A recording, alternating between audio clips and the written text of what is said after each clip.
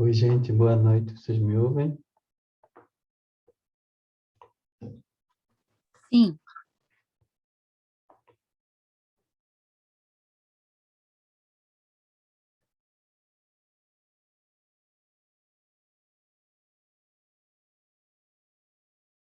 Boa noite, Emanuele. Boa noite, Vinícius.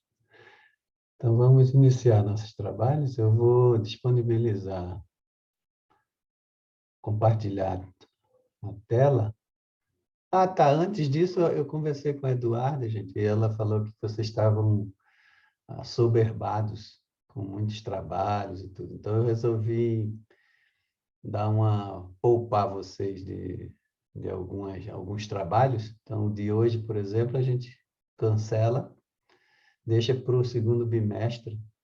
Hoje eu vou fazer só um balanço de tudo que a gente viu nesse primeiro bimestre.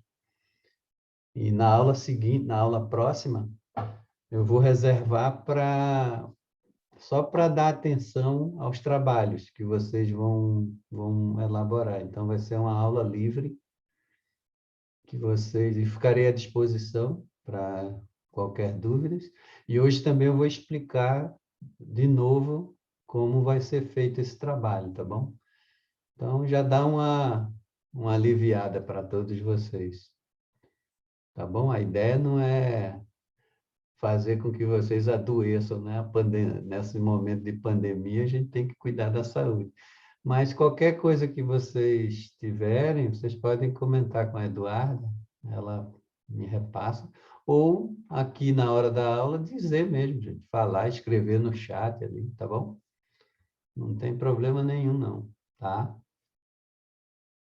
Então, deixe-me achar o... Eu vou fazer primeiro os comentários, uma síntese, até porque alguns pontos eu sempre deixo para essas aulas final, né, de cada bimestre, para fazer esse balanço, sabe? Um balanço, afinal de contas, de tudo que nós fizemos e qual o propósito, né, de tudo isso, tá bom? Então, a primeira coisa que eu quero mostrar para vocês é... Professor, Tenha bondade. então hoje a gente não vai fazer apresentação de nada, é isso? Não, não, vou dispensar, deixar para o próximo bimestre. Aí a gente retoma, tá Então bom? tá bom, professor, eu agradeço muito em nome da turma toda, porque realmente estava complicado, tudo Uhum. tá bem difícil, então eu agradeço muito. Tá, beleza.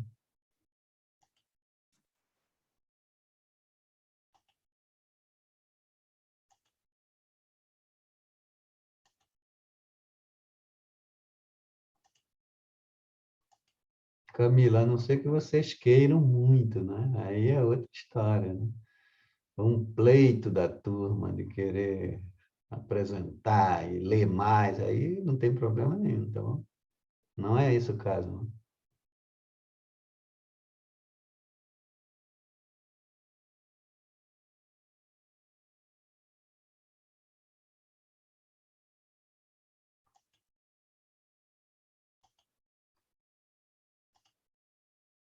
Então, gente, deixe-me só...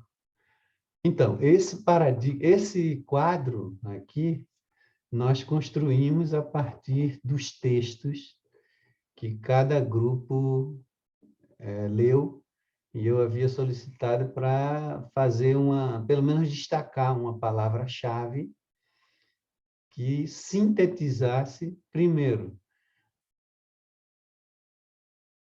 o paradigma da insustentabilidade, que é o primeiro, então, alguns elementos constitutivos, e, do outro lado, o paradigma da sustentabilidade. Então, historicamente, o que a gente já comprova e tudo deriva dos textos desses trabalhos que nós lemos, é que o paradigma da insustentabilidade ele é muito mais forte, ele tá presente no nosso cotidiano, no nosso dia a dia, porque ele é a base do sistema global que produz e consome mercadorias. Tá? Isso não é nenhum julgamento, nada disso. É uma constatação a partir dos dados de realidade. Tá? Então, o que a equipe 1 selecionou? Extinção de animais não humanos e humanos e a questão dos padrões comportamentais, que estaria associada à educação, a uma ecoformação. E que a gente, de certo modo, houve uma mudança, gente, muito grande, muito forte, muito acentuada nos últimos anos, evidentemente, em termos de padrão comportamental. Mas isso não é suficiente, tá? Para enfrentar a voracidade de um sistema como de um paradigma, de um sistema global, né? De um paradigma insustentável. E ele é insustentável não é pela vontade da gente, é por conta dessas práticas, dos sistemas de práticas que predominam. Então, trata-se de a questão da extinção de animais não humanos. Você pode pensar isso de várias maneiras. Pensar, por exemplo, que temos grupos originários em vários continentes, por exemplo, na Nova Zelândia, né, os Maori, na América Latina tem um repertório de nações, de grupos originários que habitam o continente há mais de 15 mil anos. E esses povos, eles estão todos sendo cercados, pressionados por um paradigma da insustentabilidade, que quer as terras, que quer o minério que tem no território desse povo, que quer, na verdade, se utiliza de uma prática extrativista. É bem isso, o termo é esse. Hoje a gente conceitua como neoextrativismo, que no fundo dá na mesma, por conta dessa necessidade de arrancar do coração da terra esses minérios, esses elementos, para continuar o seu processo de produção. Tá bom? Então, a Emanuela até completou ali a ganância do capitalismo. Sintetiza muito bem isso, porque é uma prática sem limites mesmo. Então, a gente combina hoje, até hoje, a gente convive com um excesso de normativas, de documentos, de textos, de pesquisas demonstrando isso, de movimentos de ONGs, enfim, de toda a ordem, chamando a atenção para isso, e o sistema global ele não consegue mudar isso, entendeu?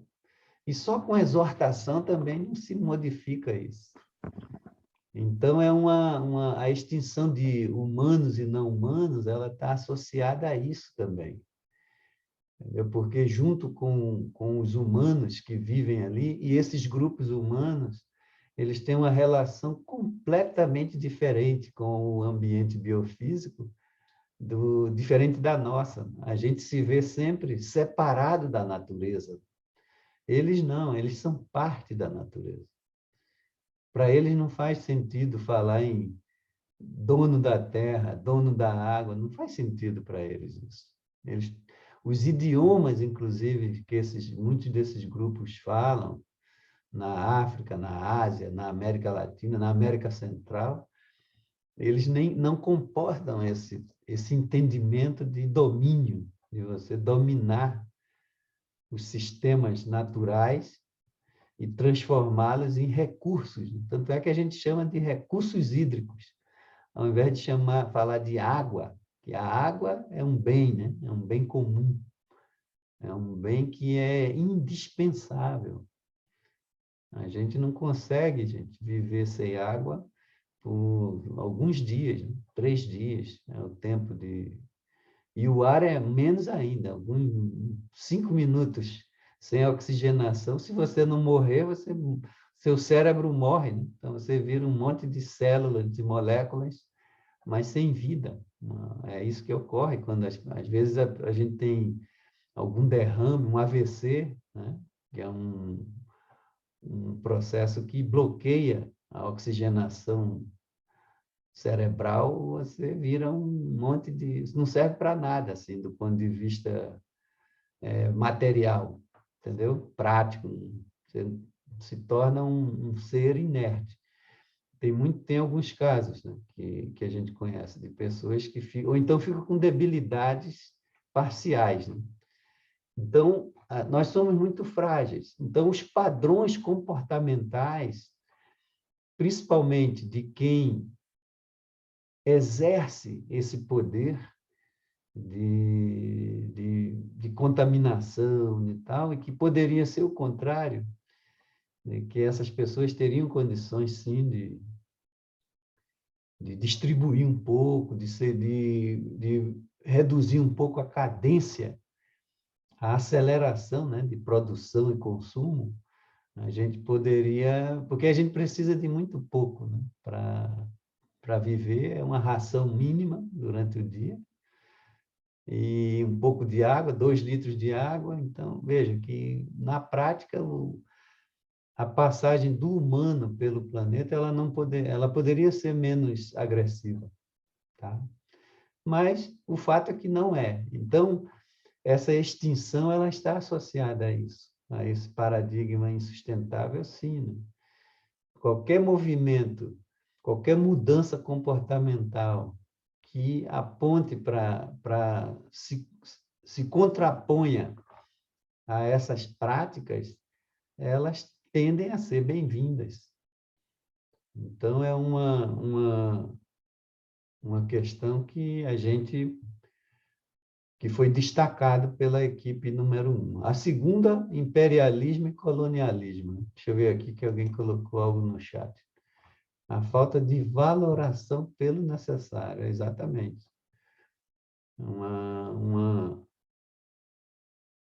Um excesso, né, de acumulação. E realmente isso vai... Não tem outro termo a não ser pensar que, se continuarmos nessa perspectiva, caminhamos, sim, para uma catástrofe. Então, a equipe 2 destacou a questão do imperialismo e do colonialismo, que andam juntos, né? O imperialismo e o colonialismo tem tudo a ver com essa questão insustentável, porque está associada a essa prática de extinção, a uma prática sempre abusiva. O colonialismo significa que muitos dos países superaram, né, o processo de descolonização do ponto de vista jurídico, político, mas não do ponto de vista cultural, social, que continua presente, e a gente percebe isso de forma estruturante, né, na nossa sociedade. A gente percebe essa questão do imperialismo e do colonialismo, que é sempre uma posição top-down, de cima para baixo, e que continua preservando os interesses de quem está definindo, né, de cima para baixo. Então, a gente entende que o colonialismo ele foi superado do ponto de vista político, mas do ponto de vista cultural, não, porque existe todo um sistema a introjeção dos valores dos dominantes, né, em cima dos dominados. Então, você vai encontrar pessoas que têm que estão em condição de vulnerabilidade, mas elas têm um entendimento favorável ao próprio opressor, entende? É esse processo. E também como que o colonialismo ele se preserva? Por meio da educação. Então, é você imaginar um indígena indo para uma escola nossa, e que a escola sempre quando faz referências aos indígenas, é sempre alguém branco falando isso, e sempre passando uma imagem negativa deles. Não são os próprios indígenas ensinando eles, entendeu? Para eles terem uma visão do lado deles, né? Da perspectiva da história deles. Ou então, dos grupos afro, né? Vocês sabem que o Brasil é um país com 50% da população de negros e pardos, né? 50%. E a gente, veja, comparado aos Estados Unidos, os Estados Unidos só tem 12%. Então, nós somos a segunda nação com o maior contingente de afrodescendentes. Só perde para a Nigéria, que é um país africano, é um dos maiores países africanos. Então, nós temos uma população gigantesca e o que a gente percebe? A gente percebe que essa população, por exemplo, o direito nosso é um direito branco, né? Um direito absolutamente branco, pensado a partir da perspectiva branca, que em princípio, deixa de lado todos os interesses e a história desse povo, né? Desses nossos ancestrais, de boa parte da ancestralidade brasileira. Então, você vai para a escola, imagina uma criança negra, ela vai para a escola e chega lá, a mesma coisa, ela ouve um professor branco contando a história de forma negativa, pejorativa dos negros. Sempre com essa visão, colocando como algo ruim, as crenças, toda a religiosidade, que é riquíssima, que é diversificada, que é muito, muito interessante, mas ela é colocada como algo negativo. Tudo isso é um processo de colonialismo. A colonização ela não parou, né? Ela continua nesses sistemas de práticas que perpetuam isso. Então, o sujeito ele cresce sempre com aquela visão, ele não pode esconder a cor da pele dele. Mas ele vai crescendo sempre com aquela visão de que, se ele pudesse, ele mudava de cor para poder ser aceito, né, na sociedade. Então, são questões profundas, né? A questão do colonialismo ele está presente em todos os domínios da nossa vida associativa. Vocês podem pensar, por exemplo, nós temos... É só imaginar, por exemplo, as salas de aula, né, nas universidades, que você conta e você não vê a população negra, a população indígena, a população negra mais, que é a maioria mesmo, que é metade da população. E se falar da mulher, então, pior ainda, né? Porque a mulher, imagina a mulher preta pobre, num país racista como esse, que tem essa visão que está tudo nas estruturas. E às vezes vem algum infeliz falar que no Brasil não existe isso. Tem que ser muito tolo para pensar isso, tá, gente? Porque, na realidade, é muito séria essa questão. Então, você pode identificar isso nas salas de aula das universidades, que o acesso é muito pequeno. Você vai ver a quantidade de pessoas com a pele escura, pardas e negras, é muito pequeno ainda. E em todos os cargos, né? Se você pegar no direito, por exemplo, os magistrados, 80% é tudo branco. Sobra um pouquinho lá dentro dos 20%. E mulheres, então, você não encontra. Isso é uma pesquisa do CNJ também. Então, para vocês verem como é o colonialismo. O colonialismo, ele exclui, ele é perverso, porque a gente acha que acabou, mas não. Ele está presente e, às vezes, a gente pratica sem saber. Não é nem por maldade. A gente pratica esse tipo de coisa, defende, sem saber, por ignorar mesmo. Tá bom? Por isso que ele faz parte do paradigma insustentável. Que o paradigma da sustentabilidade ele é plural, ele tenta levar em conta todas essa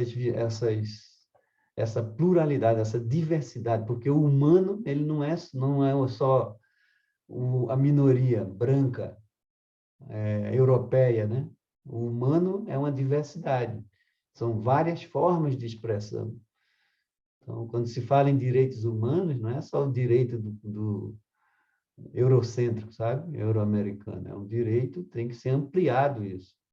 para todas as expressões da condição humana, tá bom?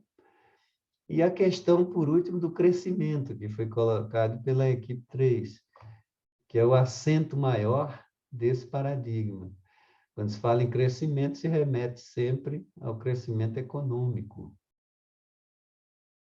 diferente do desenvolvimento, que ele é um conceito mais largo, que tenta incorporar elementos sociais, elementos ambientais, tanto no sentido físico quanto sociocultural, elementos éticos, elementos políticos, como nós vimos no texto, que o autor defende a tese de que a questão da sustentabilidade é, antes de qualquer coisa, uma questão política. É uma questão política. Aí ele vai além, geopolítica, porque tem a ver com a tentativa de domínio dos territórios, tá? Da invasão, não com caravelas, mas por meio de tecnologia, de propaganda, com a tecnologia digital. Então, o imperialismo junto com o colonialismo, pela perspectiva do autor, ele veste essa roupagem, né? Uma roupagem diferente, mas tudo associado a essa ideia do crescimento, tá? E do outro lado, antes disso, esse paradigma, então, ele tem mais ou menos uns 250, 350 anos. Então, ele é bem mais velho do que esse irmão mais moço aqui, com 70 anos, mais ou menos, que é o paradigma da sustentabilidade. Então, o que a equipe 4 destacou? A questão da socioeconomia, que remete a um outro entendimento da economia, não restrito ao aspecto econômico estrito sensu. Tá? Seria uma outra forma de economia. Uma socioeconomia, ela leva em conta os elementos que ficam de fora dessa economia do crescimento. Uma socioeconomia só faz sentido se ela for um instrumento, um meio para atender os anseios da sociedade, de todos os grupos. Não pode ninguém ficar de fora. Isso é o que a gente não vê no paradigma insustentável. Então, por exemplo, nesses grupos originários, nos quilombolas, que eu conheço bem, não faz sentido para eles ter alguém, uma parte do grupo se alimentando bem, comendo bem, porque eles usam muita agrofloresta, agroecologia. Tem uma base alimentar muito forte, principalmente nesses últimos anos, que eles aprenderam mais a manejar, a juntar o conhecimento tradicional deles com o conhecimento levado também pela universidade. A universidade, nossos alunos, nossos pesquisadores, levando conhecimento sobre agrofloresta e agroecologia, que, na verdade, potencializa a terra, que eles já cuidavam, né? Mas eles potencializou mais. Então, não faz sentido para eles ter alguém com a mesa farta e tal, e ter alguém do grupo, da comunidade, jogada no meio da rua, assim como a gente vê que a gente nem liga, né? Ver alguém jogado lá no frio e tal, para nós a banalidade do mal é naturalizada. A gente nem liga para isso, não se importa com isso. Para eles, sim. Então, entre os indígenas, toda pesca e toda caça ela é coletiva. Então, eles pedem autorização aos ancestrais para entrar na floresta, para entrar nos corpos de água, e depois tudo aquilo é repartido.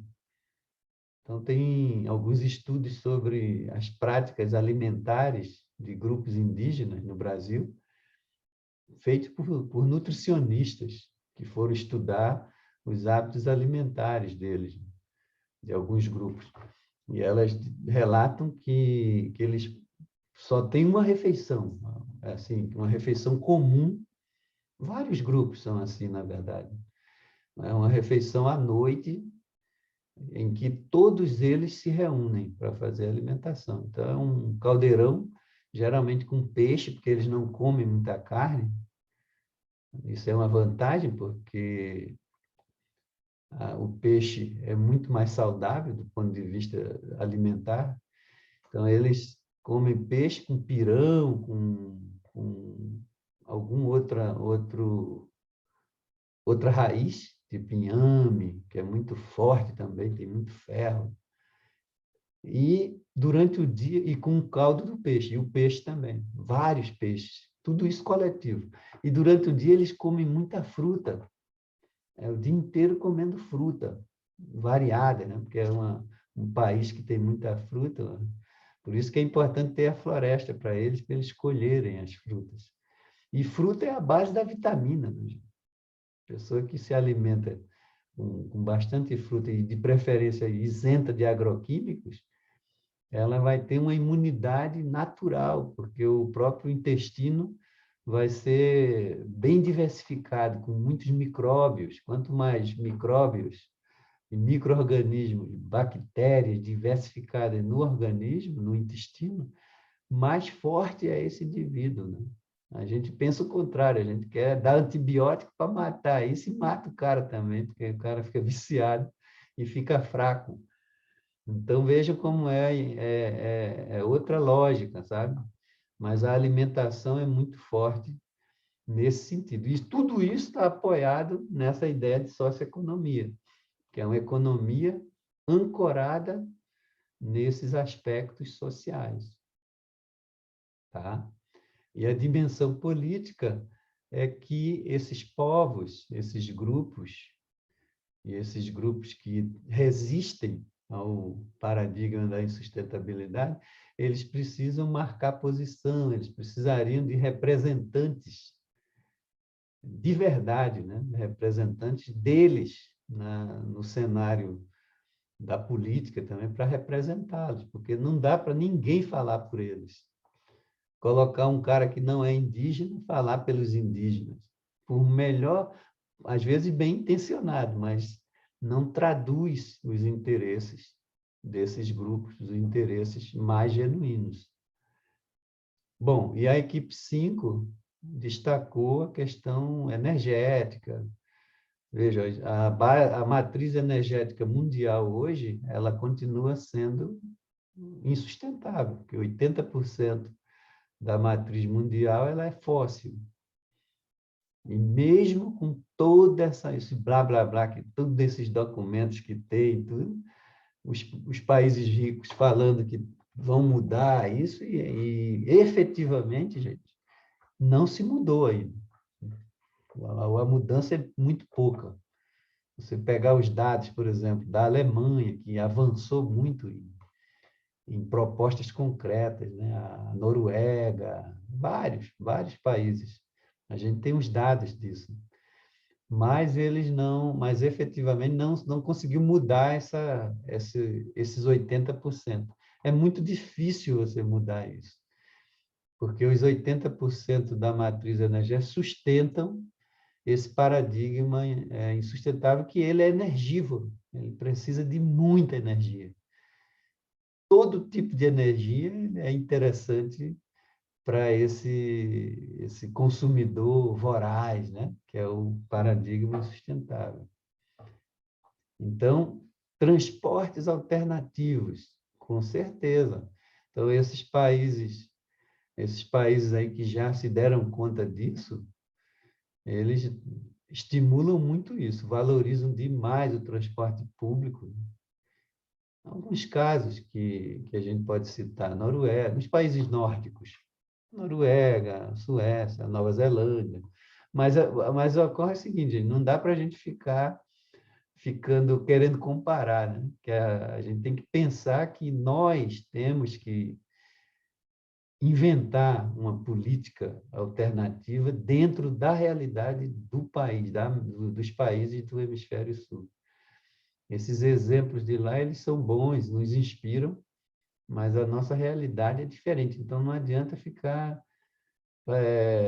bajulando esses caras, dizendo que eles são bons, que é bom para eles, né? Mas para nós aqui, a gente tem que pensar a nossa própria política, a partir dos nossos interesses e da nossa história, com todas as dificuldades que nós temos. Então, o que é que a gente percebe?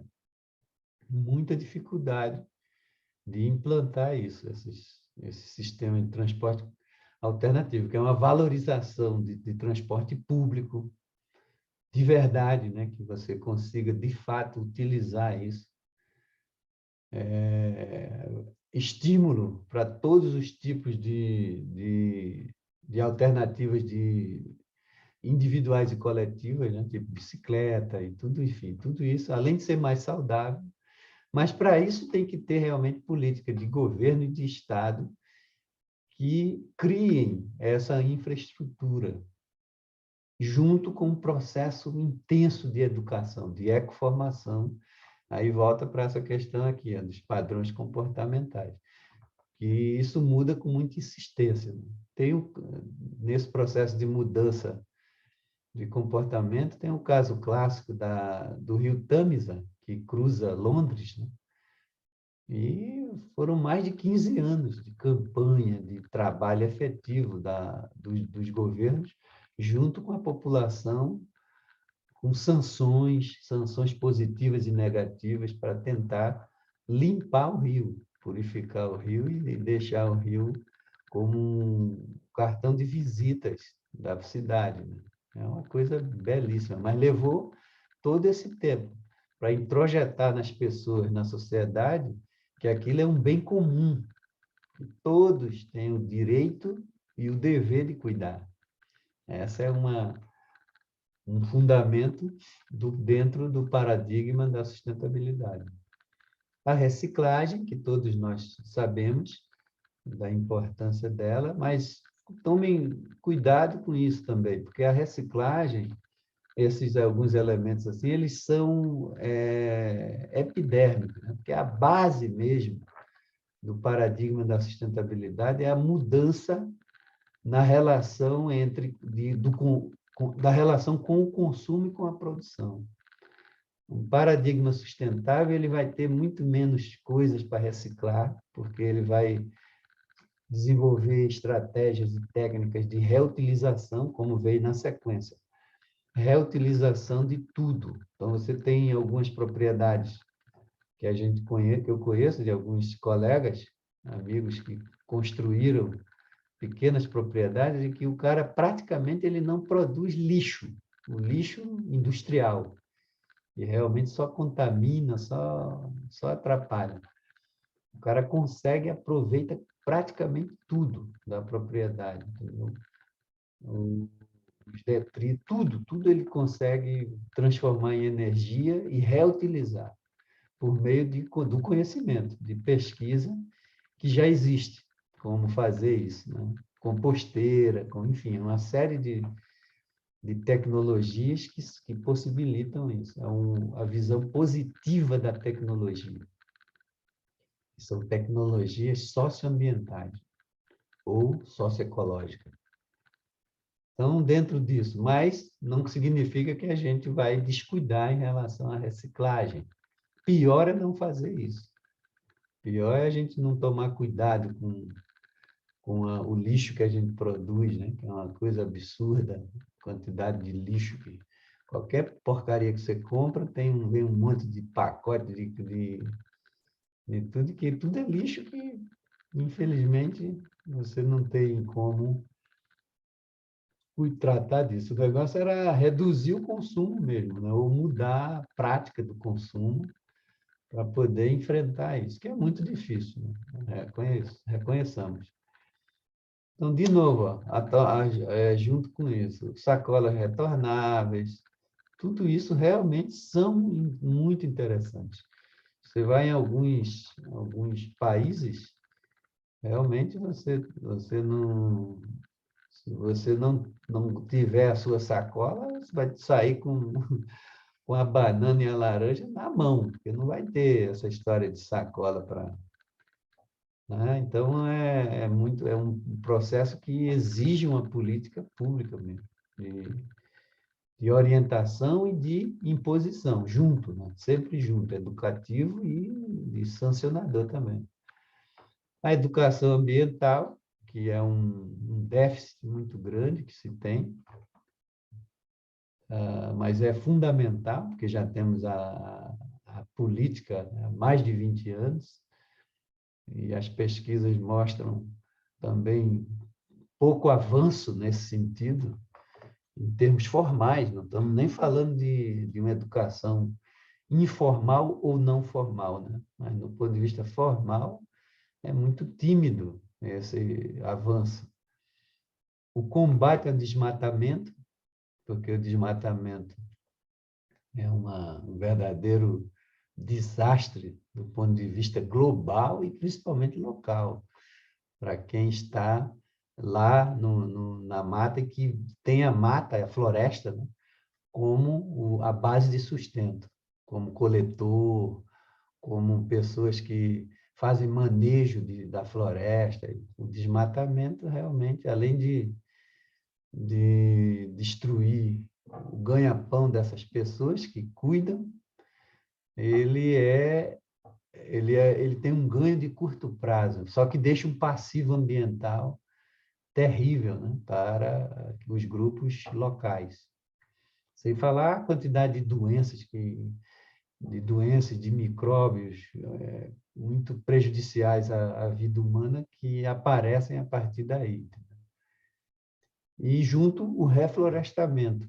Agora, cuidado com o reflorestamento, porque o paradigma insustentável ele se apropria de tudo isso também. Então, o reflorestamento, por exemplo, com pinos ou eucalipto, é melhor que não faça, porque é uma praga.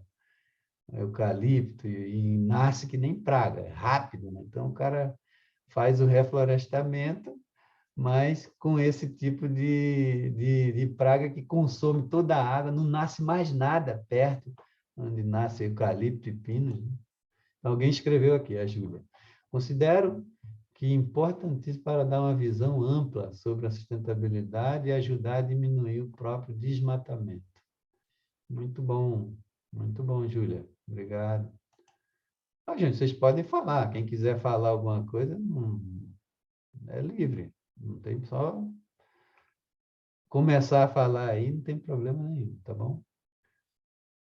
Então, gente, esse foi o quadro que nós construímos coletivamente, tá? Eu não havia feito esses comentários amarrando tudo, porque geralmente eu deixo mais para o final, né? Como a Júlia quer falar. Fale, Júlia. Oi, professor, boa noite. Boa noite.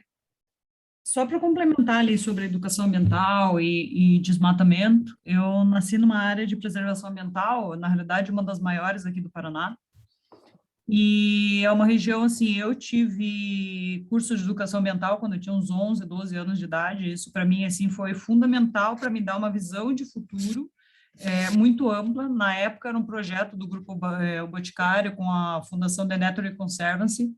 Então, as crianças iam para essas salas da Fundação Boticário, faziam esses cursos, e foi algo assim que modificou a minha vida e minha forma de pensar. Mas eu vejo que, com o passar dos anos, às vezes até por incentivo político mesmo da região, acabaram-se esses projetos. As pessoas, ontem eu conversando com meu pai, ele veio de lá, estava aqui, ele falando assim, o problema é que a cidade não cresce por causa do meio ambiente, que o meio ambiente não deixa fazer nada. E essa visão de muitas pessoas, ou que pede a própria pavimentação da estrada, eu moro aqui e eu sou contra a pavimentação, mas eu não posso argumentar porque eles acham que eu falo, porque você mora em Curitiba, você não tem moral para falar porque a gente sofre, só que eles não olham o impacto ambiental que isso traria para o próprio município e não um impacto positivo. Traria desenvolvimento? De alguma forma, sim, mas seria um desenvolvimento predatório. E eu considero isso a falta de educação ambiental na base das escolas, para as crianças desenvolver aquele conceito de assim, eu preciso preservar, mas por que eu estou preservando? Por que eu não permito que se construa um hotel à beira-mar e que tragam milhões de turistas, né? Entender, e não se tem essa compreensão falando de uma maneira geral, assim, porque se eu tentar entrar em abordar esse tema de preservação, acaba sendo muito rechaçado por muitas pessoas. E para mim eu já tenho uma visão totalmente diferente, porque eu lembro aquilo faz muitos anos já, eu já já sou de uma turma bem mais das antigas, mas isso marcou a minha vida nesse sentido, do quanto a educação ambiental foi importante e é importante para eu ver a preservação das gerações futuras.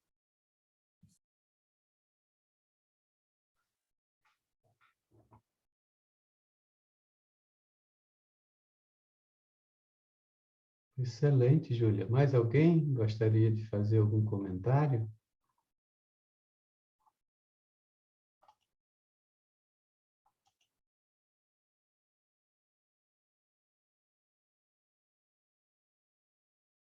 Então tá, gente. Bom, aí esse outro quadro aqui, gente, seria o quadro também, né, comparativo entre os dois paradigmas, que eu apresento depois da construção coletiva, tá? Então, vocês veem, eu vou comparando, tá? Os paradigmas sustentável com insustentável. Predomina aqui uma ideia de insaciabilidade, e nesse aqui da contenção, o que a Júlia falou. A pessoa ambientalmente educada, ela vai ter sempre esse instinto de contenção, né? De cuidado, de uma ética do cuidado. Não de uma ética utilitária, de usar, de vamos crescer a qualquer custo, sabe? Às vezes não se olha o longo prazo. Então, a educação ambiental, ela dá esse freio, essa outra concepção de mundo, essa outra cosmopercepção. Então, energias não renováveis, porque ele é energívoro. Esse aqui clama e reclama energias renováveis, diversificadas, entendeu? Não se trata de só falar em um tipo de energia. Por exemplo, o Brasil tem várias formas de você usar, né? Energia eólica, energia, depende da região, tem estudos já, tem legislação para isso, amparando tudo isso.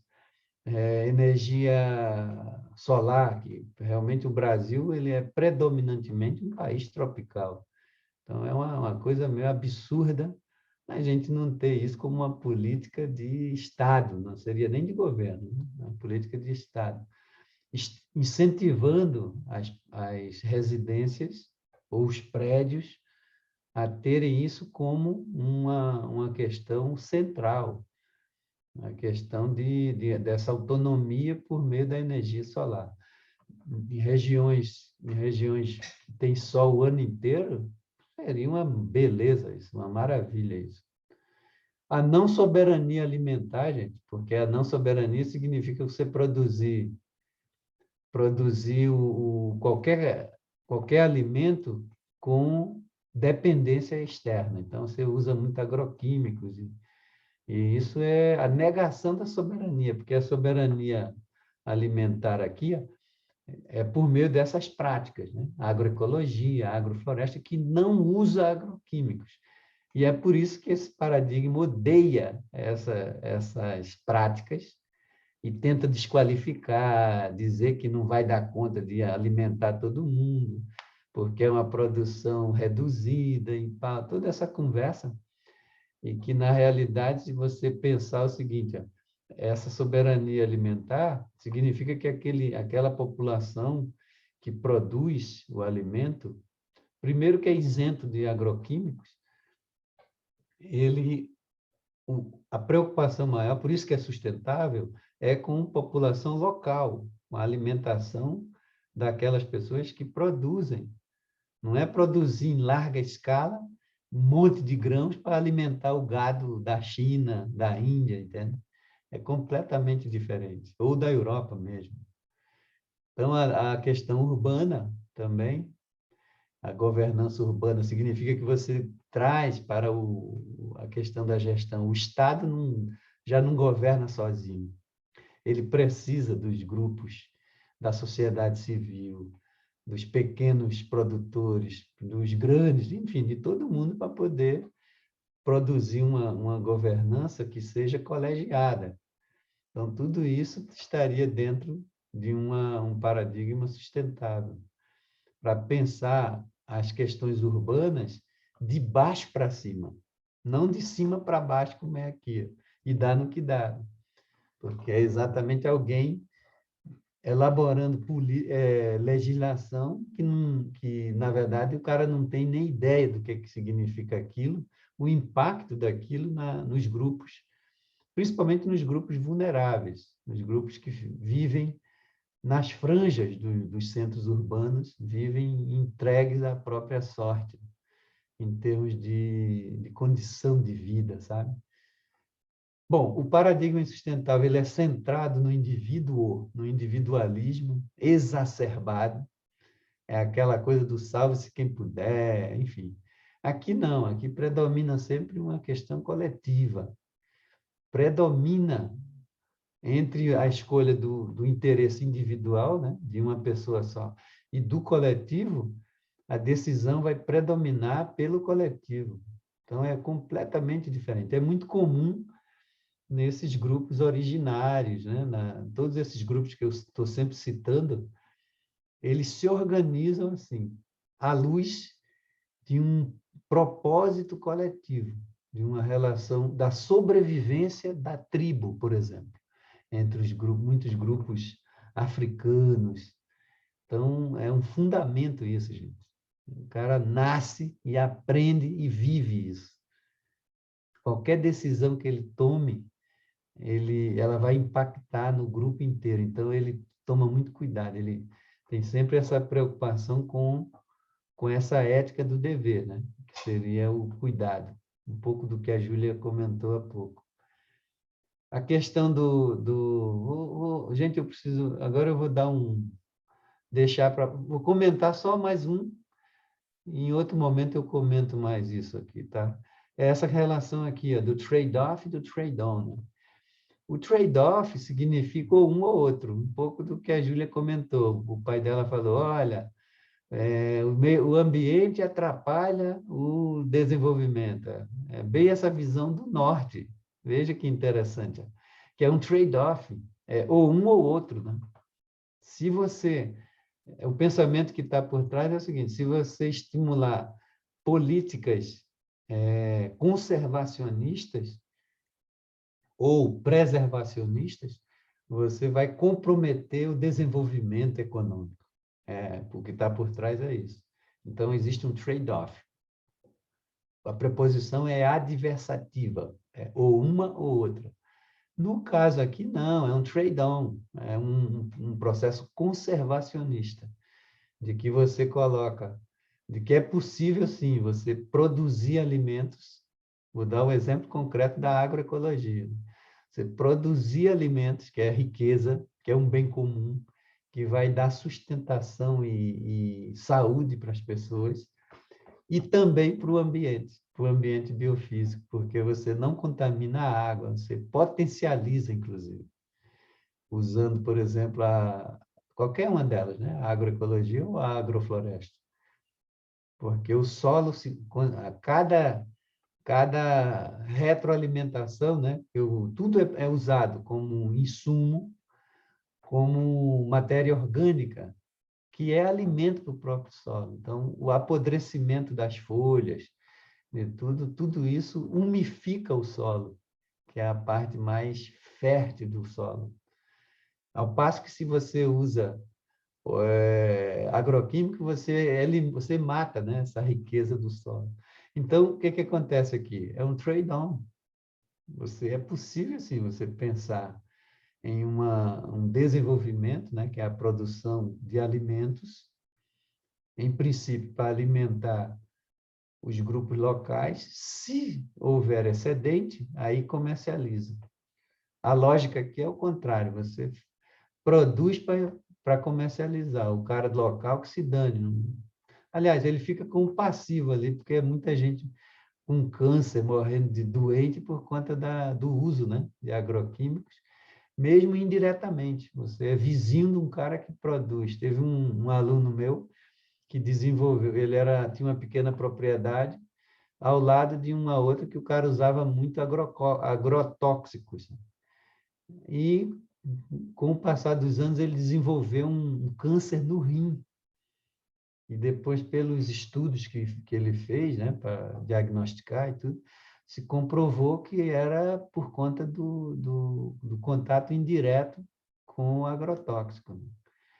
Então, veja como é complicada essa história toda, né? O cara não tinha nada a ver, ele não produzia, com a propriedade dele era uma propriedade bem pequena, que ele produzia mais para alimentação própria, subsistência. Então, ele não usava nada disso, usava uma produção orgânica, que então, também não usa nada de agroquímica. Então, gente, a diferença é muito importante isso, é um trade-on. Você produz alimento sem a preposição, não é adversativa, é uma preposição aditiva. Desenvolvimento e cuidado em relação ao ambiente biofísico. Eles se somam, não são adversários. É muito difícil as pessoas entenderem isso, né? Quer dizer, algumas pessoas. Bom, gente, eu preciso mostrar para vocês em relação à avaliação, tá? Como é que eu quero que seja feito. Deixa eu só disponibilizar aqui.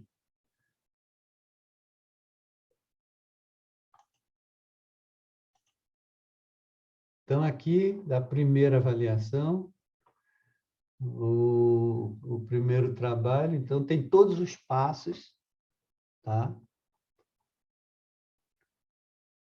Vou repetir, na próxima aula, vai ser uma aula livre, eu estarei aqui, mas só para tirar dúvidas, caso vocês tenham sobre o trabalho, tá?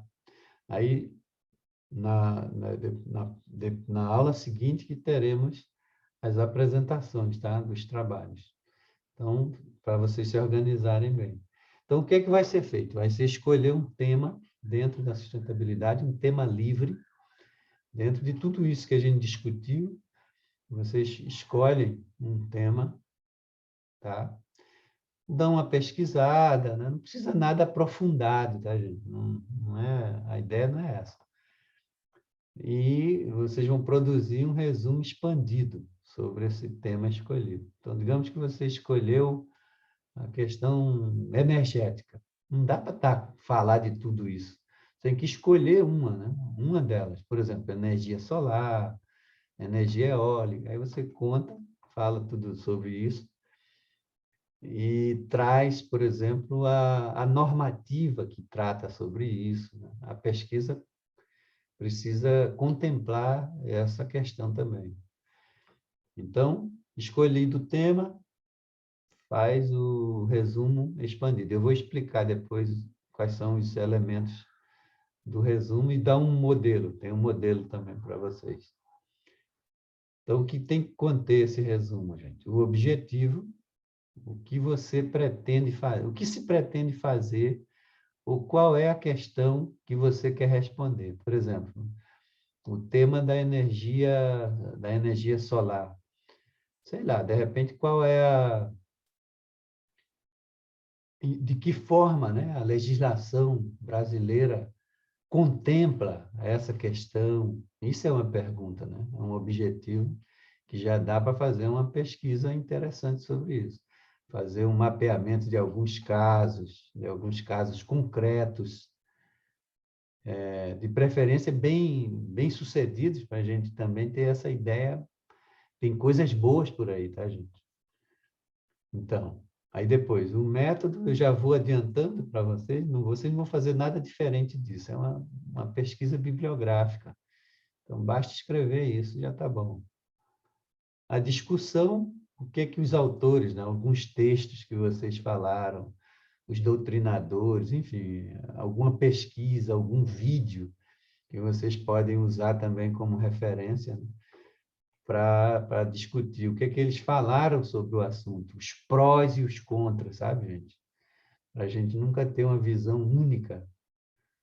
Não é legal isso. Então, é interessante ter sempre contrapontos, né? Energia solar tem uma série de vantagens indiscutíveis, mas tem problemas.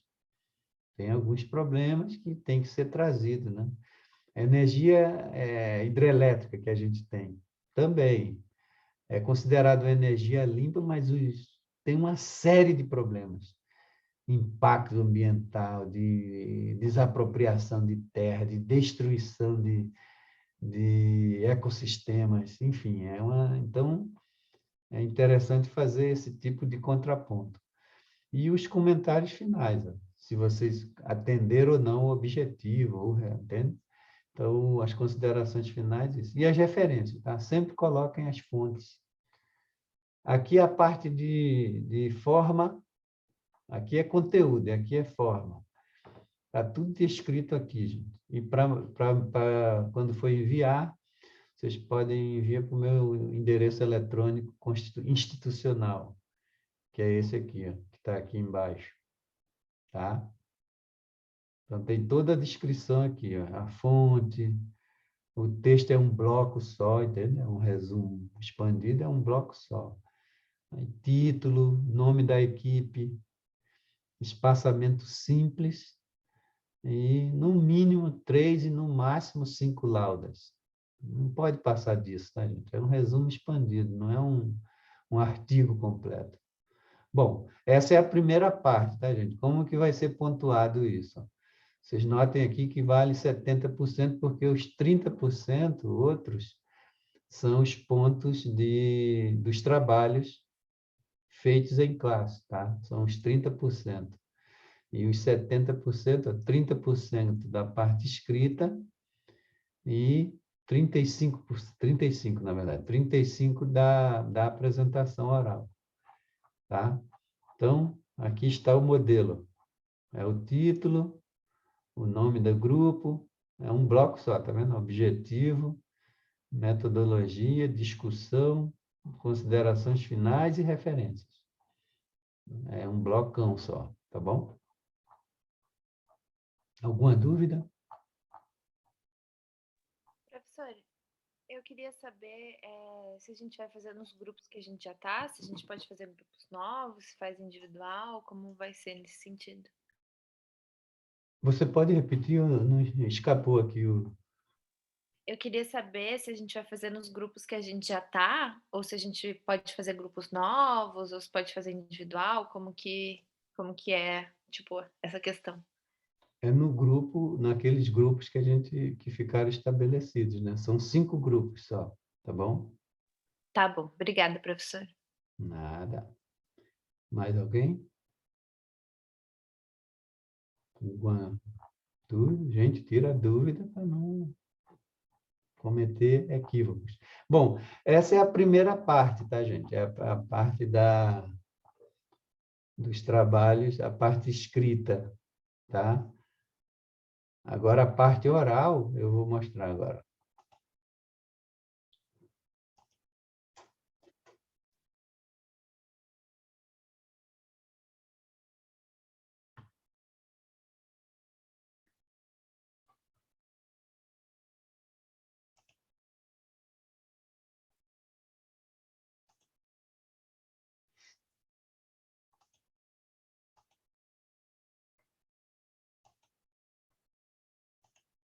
Bom, aqui para apresentação oral, como se fosse, porque a gente vai fazer um pequeno evento, né? Então, é um pôster. Para quem nunca foi apresentado a um pôster, aqui é o modelo. Então, vocês vão pegar o resumo expandido, todas as informações, claro que vão resumir, né? E colocar aqui. Ó. Tem que ser numa página, tá, gente? Que é pôster. Não faz sentido pôster você ter que virar a página. Tem que caber tudo aqui, ó. O resumo, a introdução, tá? Tudo aqui. Ó. E é esse pôster que vai ser usado como referência para a apresentação. Tá bom? Porque esse é um pôster que vocês podem, dependendo do interesse, apresentar em qualquer evento, né? Algum evento sobre sustentabilidade, que tem um monte por aí, até no Unicuritiba, o mestrado, o doutorado, sempre tem eventos, tem um SPIC, enfim, mas o modelo é esse, tá? Então, alguma dúvida sobre isso? Não, professor, acho que está tudo certo. Tá tudo ok, então. Professor, as datas da entrega do trabalho escrito e do oral, Só um pouquinho. As datas vão ser no dia... Peraí, deixa eu olhar.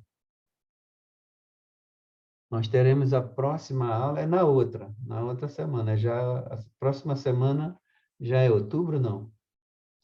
Alguém tem calendário aí? A partir de sexta-feira. Então então é na quinta, dia 31, né? Então, a nossa avaliação valendo mesmo, essa aula do 31 vai ser uma aula que eu vou deixar livre, eu estarei aqui, e vou deixar livre em tese para vocês organizarem esse trabalho, tá? Fazerem a organização. Eu vou tirar dúvida comigo. E na outra aula, que é a aula da apresentação mesmo, tá bom? Então, dá uma folga para vocês aí, para não ficar muito assoberbado. Esclareceu ou não? Esclareceu, obrigada.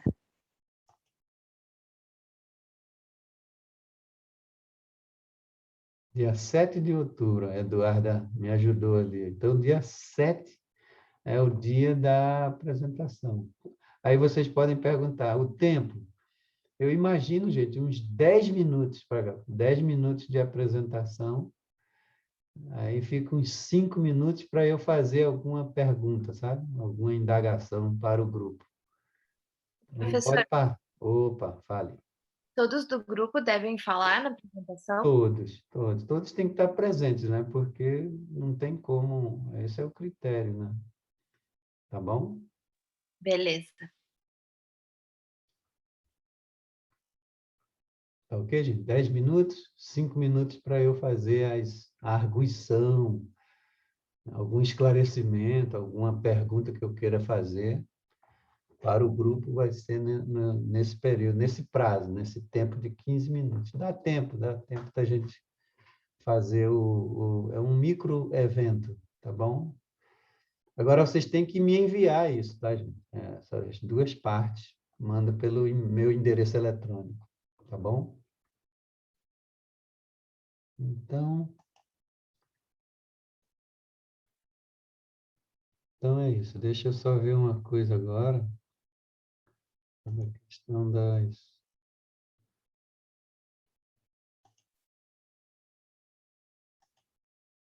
Bom, gente, aqui da aula anterior, somente o grupo 1 que havia participado. Camila, Jaqueline, Nicole e o Henrique, tá bom? Então, eu vou dar um presente para quem ficou hoje assistindo a aula até o final. Vocês vão falando o nome aí, vai ganhar meio ponto de participação. Vamos lá. Vai falando o nome aí, gente. Emanuele, professor. Só um pouco. Cláudia, professor. Manuela, Cláudia. Júlia. Clara, professor. Logo Espera aí, gente, só um pouquinho que eu sou meio lento, então. Se fosse vocês, já tinham feito, né? Eu sou muito... Tem que ser devagar, senão eu vou me atrapalhar aqui. Ó, a Cláudia, agora. Clara, em cima da Cláudia. Clara. E, professor, mas eu só estou com 3 aulas de... Acho que tá Quem, certo. quem é, A quem Clara, é? a aula passada eu fiz alguns comentários, professor. Eu não sei se valia alguma coisa, mas Vale, opa, vamos por aqui. Clara, então não estava clara, né, a tua situação, né, Clara? Júlia, Mas professor. a Júlia. Pô, Júlia, por que você só tem meio ponto ali, Júlia? Eu entrei atrasada na turma, professor. Ah, é verdade. Professor, coloca ali na Eduarda. Eduarda. Não, Obrigada. não, a Eduarda eu não vou dar meio ponto, não, porque a Eduarda é a oposição, né? Só um Poxa, comentário, professor. professor. Quando o senhor mexeu no meu nome, ele sumiu o 0,25 que tinha ali na lateral, aquilo ali numa somatória. Júlia, é Júlia, né? Isso. Opa, tem alguma... Ah, já sei, Júlia. Aqui faltou eu colocar o igual antes, sabe? Agora ele vai somar. Ó, Ah, entendi. Obrigada. quem mais? Nicole mais? aqui, professor. Nicole. Nicole, você apareceu só hoje, foi? Não, eu participei das últimas 2 aulas. Eu reparei hoje que está em branco ali também. Mas você participou como? Em silêncio? Não, eu apresentei o trabalho na semana passada e na semana retrasada eu fiz uns comentários também. Nicole, não inventa, Nicole. Isso está gravado, hein? É verdade, professor. Jaqueline. Professor, É eu verdade, chorava. professor. Tem testemunha, é? Tem, aham. E chorando um Vamos pouquinho, lá. eu também fiz comentários na aula passada. Eu não apresentei hoje, mas eu fiz comentários. A Júlia? É a Júlia? Isso, professor, isso. Vamos lá, Júlia. Vamos dar mais meio pontinho para a Júlia, porque tem que ser justo, né, gente? Eu não posso cometer injustiça aqui, falando de Professor Luiz sustentabilidade. Máximo. Luiz Está com o Máximo. mouse aí já. Isso. Opa! Valeu, obrigado. Prof. Ione Reis. A última, eu acho. Ione Reis. É aqui. Fechou, gente? Todos Prof, foram... você colocou no meu, Jaqueline, eu não vi ali se atualizou. Jaqueline. Ô, Jaqueline, já coloquei, hein? É? Ah, então tá, não tinha percebido. Não, acho que não coloquei, não. Não tinha esquecido. Então é isso, gente. Tem mais alguém?